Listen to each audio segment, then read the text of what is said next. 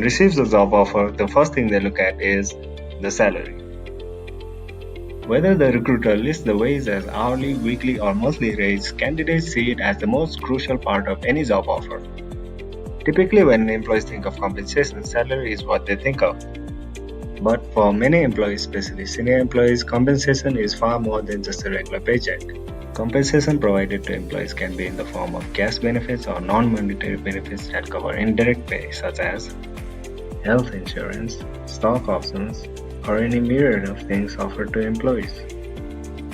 These things are critical in any job offer. Two jobs that offer identical salaries may vary wildly in the benefits category, making one a better financial proposition than the other.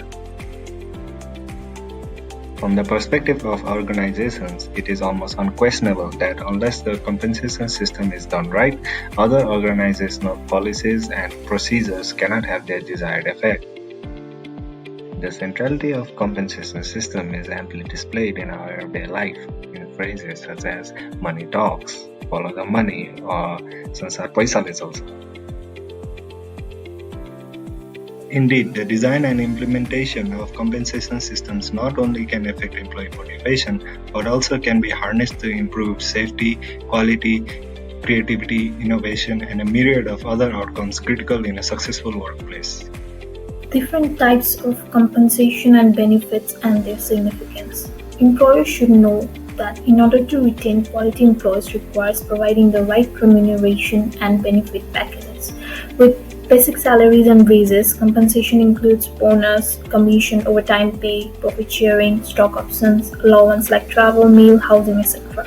Similarly, benefits includes facilities like insurance, medical, vacation, leaves, pension, etc. Employers should not ignore the benefit portion of employees' compensation and benefits because the benefits strengthen employment contract with the priorities that most employees need. Let's look at some of the significance of compensation and benefits. Attracting top talent. Talented employees know their worth and seek for better position and remuneration. So providing them with right compensation and benefit, we can retain them in our organization. If not, we may lose them to our competitors. Increase employee motivation. Providing right compensation and benefit, employees feel that they are valued as workers and as human beings.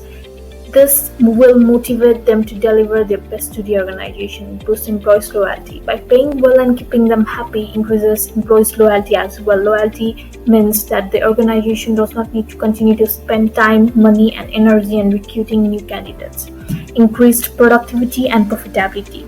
When the organization is able to motivate and boost employees' loyalty, they will remain longer. Longer they stay, more they know, and more efficient they become, ultimately leading to increased productivity and profitability.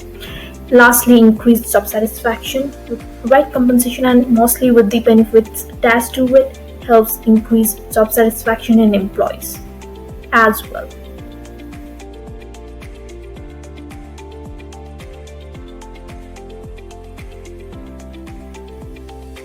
Let's talk about compensation planning process. A compensation plan is a complete package that details your employees' wages, salaries, benefits, and terms of payment. It includes detail about bonuses, incentives, and commissions that may be paid to employees. It may detail scheduled raises and increase for years of service. It should encourage realizing larger output, bringing stability to sales and profitability, and controlling the performance of employee. If the compensation plan is motivational enough, the employee tends to overcome the fluctuations, competitors' onslaught, and other market-related problems. Some factors included while planning the compensation are: number 1, start from scratch. Think about how many employees the business will need and what positions are essential for the business operations, and list all the job titles first. 2. Create a job descriptions for each position. There should be a full job description for every job positions in the company. 3rd, determine the appropriate amount of compensation. Researching the competitors, paying attention to how much compensation they are offering for the various positions that needed to fill, and the special incentives to be given can be listed out. This will give an idea of what you need to offer to attract the best talents. Number 4, factor in overtime. Maybe some of the employees will have to work overtime, or maybe they won't. If they do, add this to the compensation budget because overtime costs more and could affect the bottom line. 5. Identify the benefits and incentive that you'll provide. Popular benefits include things like basic health insurance, vision care, and dental care. Some employers also offer things like gym membership, technology stipends, and so forth. Figure out what benefits can be afforded and motivational to the employees. Number 6. Detail the decision in a document. After determining the compensation for each position, how much it will increase, what incentives and benefits you'll offer, etc. These details can be written down in one document and shared with the employees when hired. Now, let us analyze how a company decides what and how much compensation to be provided to their employee. The decision of the company is influenced by two factors, internal and external. The status of the company is a key internal factor. It is obvious, the bigger the company, the better the compensation plan for their employee. For instance, Google and Facebook are definitely providing better compensation and benefits to their employee in compared to our local companies. The employee matters equally. The size of the compensation package moves from top to bottom direction in accord with the organizational hierarchy.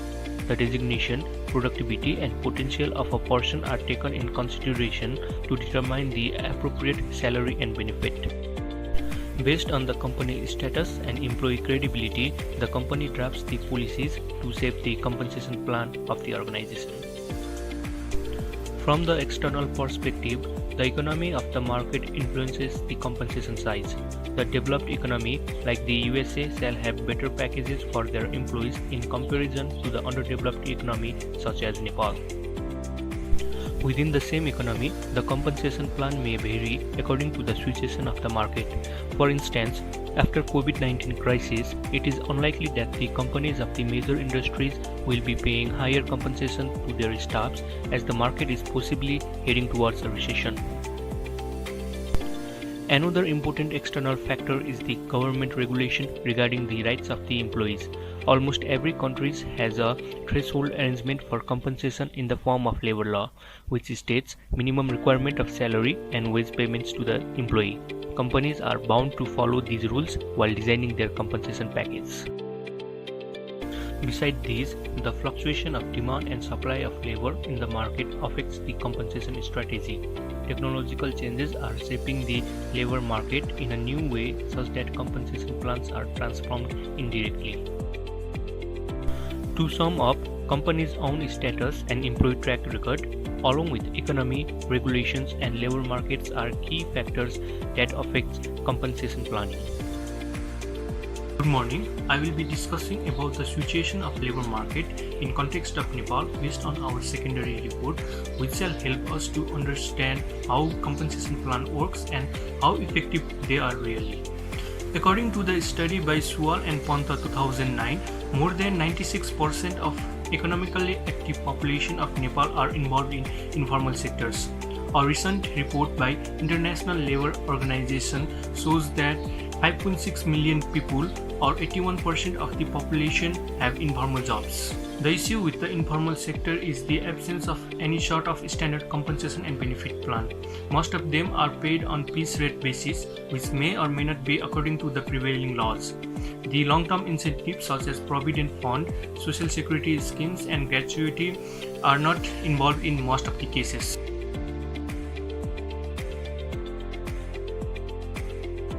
Even in a formal economy, the compensation plan is less effective due to lower awareness level.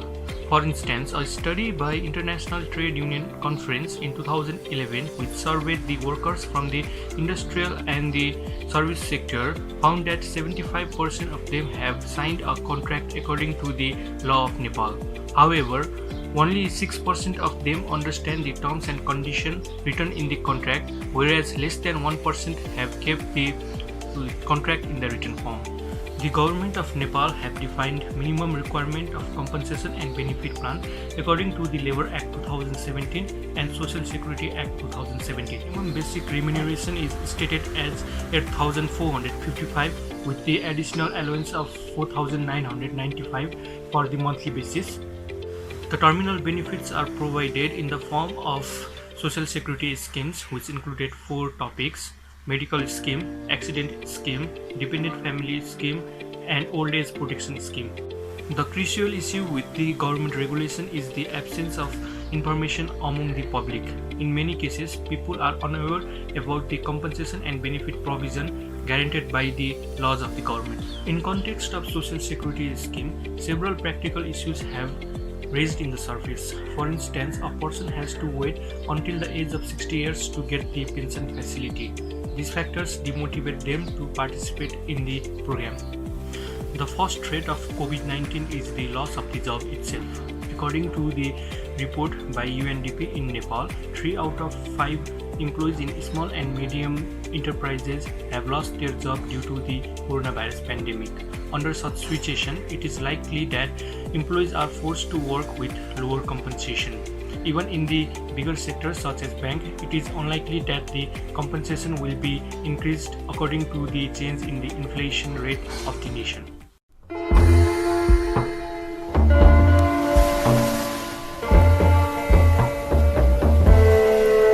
So guys, to get a better understanding of the current scenario of compensation and benefits planning in context of Nepal, we have with us today Ms. Manisha Khadka, who has been working for about 3 years now as an HR manager at Lasmi Bank Limited, and Ms. Bhumika Prajapati, who has been working as a HR manager for Jyoti Life Insurance and has an experience of about 10 years working as an HR manager for different firms. Now, to get to the point, I'd like to ask both of you, what are the benchmarks that employers usually use for compensation and benefits planning? So let's start with Ms. Bhumika first.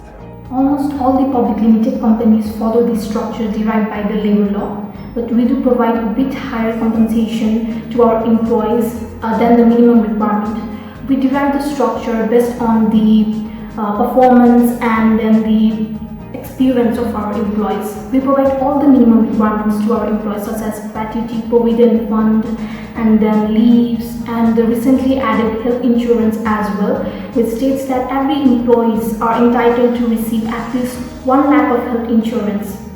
Not only this, we also provide the benefits such as travel and tourism to our employees who are better in the performances and who are delivering well. Namaste. Thank you for having me in the interview. Let me start with the basic things about compensation and benefit. It is the most important things that the HR department is looking in today's time. The young generation, the millennial, they are looking towards the benefits they get besides the salary. They look upon the work culture and how the employees is treated in an organization. They do not want to be treated as an object. The same is with organization. They also take the compensation and benefit as a major factor. Not just primarily speaking about banks, but also other manufacturing companies, trading companies, and other corporate houses. They also take this factor as an important one.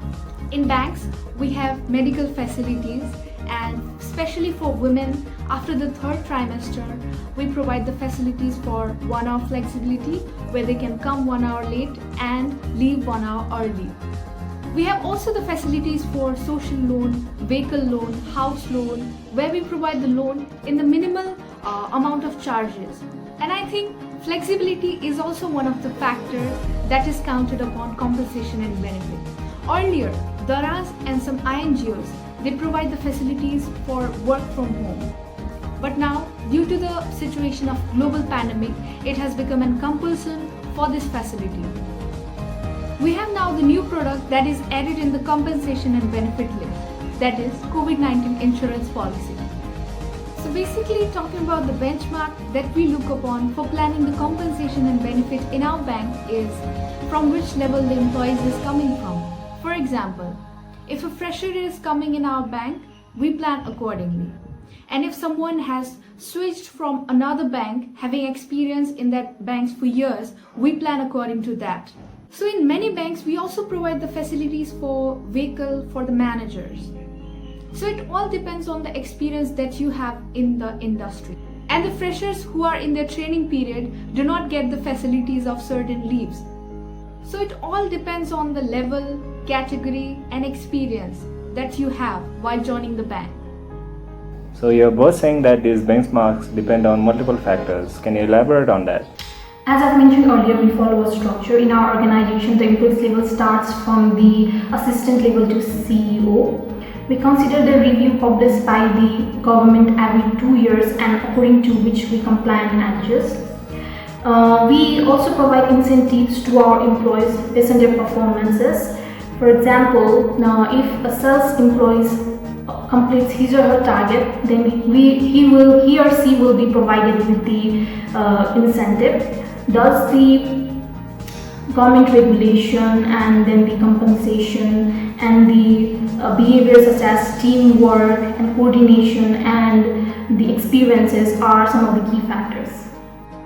To add on what Ms. Bhumika said, as I mentioned earlier, the factors that are considered while planning the compensation and benefit are time factor, experience, flexibility of the employees, and place of service. Time factor means if I've completed 3 years in a bank, then I'll be eligible for the loans such as lifestyle loan, and if I've completed 4 years in a bank, I'll be eligible for home loans. Similarly, experience include from which level the employees is coming and the experience they hold in the bank. The flexibility of employees includes how they think and work. For example, for a family person, Saturday may be important to spend with the family, but for another employee, the day may be for the work day, and instead for that day, they can take leave for another day required. In place of service, for example, if we have employees working in Rukum or Jajarkot, then we'll pay for their rental charge, the accommodation, the food, and we have also the facility for manager expenses as well. Compensation and benefit for the rural area is designed as per the need, and the compensation and benefit for the urban area is designed accordingly. So how often do these compensation plans get reviewed, changed or updated? Well, after the market standard and the government regulation, we review the compensation structure every 2 years. We do this as it is consistent with the government, and if we had to do this yearly, it may be the reduction of the increment of the payment that the employees are going to receive, and this might create some debate in the organization. We also review the performance of our employees semi-annually at the middle of our fiscal year, and based on that, we promote them in our organization. We start initially. Formally, we don't review it, it is generally fixed. But having said that, for the purpose of performance appraisal, we review the performance of the employee on yearly basis in mid-June, and we make some changes in the salary and other benefits as well. So how do you deal with these changes and the costs that are associated with these changes? Well, in terms of flexibility, we do not have much privilege as we have to comply with the government regulations. But there has been a recent ruling of restricting the international travel and to the domestic. Our HR department does have a set budget, and we plan according to that budget. The hiring cost, training cost, recruiting cost, it all plays the important role in it. If the costs exceed more than the planned budget, then we have to make some revisions in the compensation and benefit. And if it goes well, then we plan accordingly. So in this rapidly evolving age of technology, does either of your company use some sort of HR management system for compensation and benefit planning? Nowadays, limiting ourselves to the Excel and other medium is not just enough. Since the inception of our company, we have opted to use HRMS called WeGo. All the employees' records and performances are recorded and evaluated by the system, and according to that, we make our decision. Particularly speaking, we do not have a system for compensation management. It all depends on the performance of the employees, the number of years worked by the employees, the quality of performance they are giving to the service, and all the factors that are included in the performance appraisal. We all look upon that. Now, could you tell us about some of the issues and challenges you faced while strategizing these compensation and benefit plans?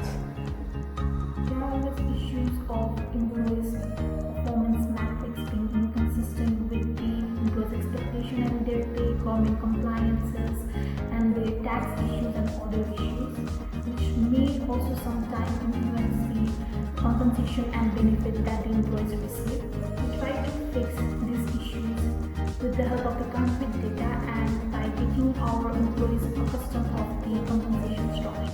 In the case of bank, the factors for compensation planning are clear enough. It all depends on how much time you give for your work, how much sincere you are with your work, and the discipline that you maintain, and the productivity that you are giving to the company. So there's no place for nepotism and favoritism. and we have very few conflicts that arises regarding the compensation planning. Can't say same for the private companies though. So let's say if an issue does arise, so what is your management style on handling that issue? We have structured approach and we do not discriminate our employees based on their position. Employees who are in the similar position will have the similar kind of payment and benefit and compensation, unlike in the private companies where the people who are working in the same level but their pay grade might differ, and this I have seen personally as well. The HR manager must be diplomatic, calm, and silent. They must go with the situation. And particularly speaking about the management style, it can be democratic style, where people's voice matter. They should also listen to the suggestion that the staffs are giving. Not just only the HR manager, but the whole HR committee is involved in it. So guys, I hope you have all taken away something from this interview. Now to quickly sum it up, I would like to ask our guests one last question. What do you both see happening in the future of HR in terms of compensation and benefits? In my view, almost every public and private companies follow the market standard for which the base has been set by the labor law. So we often wait for the review to be published by the government in the National Gazette. Looking at the changing scenario where the employees and the firm, they value how they are being treated, the packages are being distributed, and yes, it looks bright. Adding on to that, the compensation management scope is very good in the future. Few years back, people used to only work for salaries, but now both the organization and employees, they are aware about the benefits they need to get in the work, which is one of the positive factors to work them more efficiently. We, as a young graduate, we not only look towards the monetary factor, but also analyze the work culture and environment of the company. So when people are aware about these things, we, HR department, must also look towards it. The job seeker are moreover interested in the compensation package that the company is providing. So we plan according to that. Similarly, the policies are also being reviewed timely regarding the employees.